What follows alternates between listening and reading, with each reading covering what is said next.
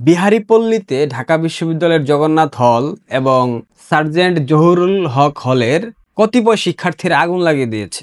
জুহু হলের যেই মূল ফটক সেখানে একটা ব্যানার করা হয়েছে, সেখানে মুক্তিযুদ্ধের অবদান, মুক্তিযোদ্ধাদের অবদান, 30 লক্ষ শহীদ মুক্তিযোদ্ধা, 2 লক্ষ মা বোনের সম্ভ্রম, এই বিষয়গুলা উল্লেখিত করে একটা ব্যানার লাগানো হয়েছে। এই মুহূর্তে এই অবস্থায় ঢাকা বিশ্ববিদ্যালয় যেখানে শিবিরের নিয়ন্ত্রণে, পাকিস্তানি পেতাত্তাদের নিয়ন্ত্রণে, সেই জায়গায় ঢাকা বিশ্ববিদ্যালয়ের মাটিতে জুহু হলের গেটে এ ধরনের একটা ব্যানার লাগানো অত্যন্ত সাহসিকতার একটা কাজ।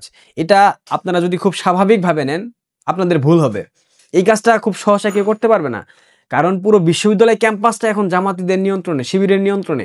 বিশ্ববিদ্যালয়ের ভিসি জামাতের লোক, ডাকসুর ভিপি সাদেক কায়েম জামাত, জিএস ফরহাদ জামাত, সবকিছু জামাত, এজিএস জামাতের।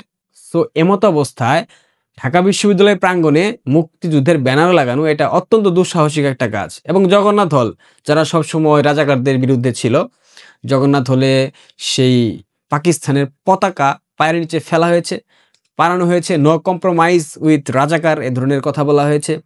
সেখানে ওয়েস্ট পাকিস্তান লেখা দেখার পর আমার মধ্যে একটা সন্দেহের উদ্রেক হয়েছিল, যেটা শিবিরের কোনো পরিকল্পনা কিনা। অনেক ঘাটাঘাটির পর বিভিন্ন ছোট ভাইয়ের স্ট্যাটাস দেখলাম, কমেন্টস পড়লাম ঢাকা বিশ্ববিদ্যালয়ের, সেটা দেখে আমার মোটামুটি আমি ক্লিয়ার হয়েছি যে এটা শিবিরের কাজ না, এটা আমাদের মুক্তিযুদ্ধপন্থী কোনো ছেলে মেয়েদের কাজ, যারা কিনা টিউশনির টাকা জমিয়ে এই কাজটা করেছে।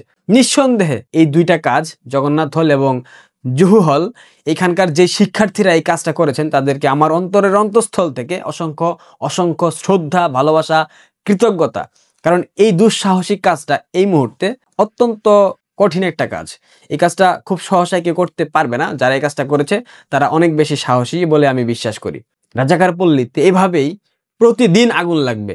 এখন জামাতের উদ্দেশ্যে একটা চ্যালেঞ্জ আমি জানাতে চাই, জামাত যদি সত্যি ভারতীয় আধিপত্যবাদ বিরোধী রাজনৈতিক দল হিসেবে প্রকাশ তাদেরকে করতে চায়, তাদেরকে পরিচয় দিতে চায়, সেই ক্ষেত্রে জামাতের উচিত হবে আগামীকাল বা একদিন পর জামাতের যে মগবাজার অফিস, সেই অফিসের সামনে ভারতের পতাকা অঙ্কন করে কিংবা পতাকা ফেলে, ঠিক যেমনটা জগন্নাথ হলে করা হয়েছে একইভাবে সেটা করে তারা পায়ের নিচে ফেলে ভারতকে একটা সমুচিত বার্তা দিতে হবে যে আমরা ভারতীয় আগ্রাসন বিরোধী, আমরা ভারতীয় আধিপত্যবাদের বিরুদ্ধে সবসময় লড়াই করেছি, ওদের ভবিষ্যতে লড়াই করব।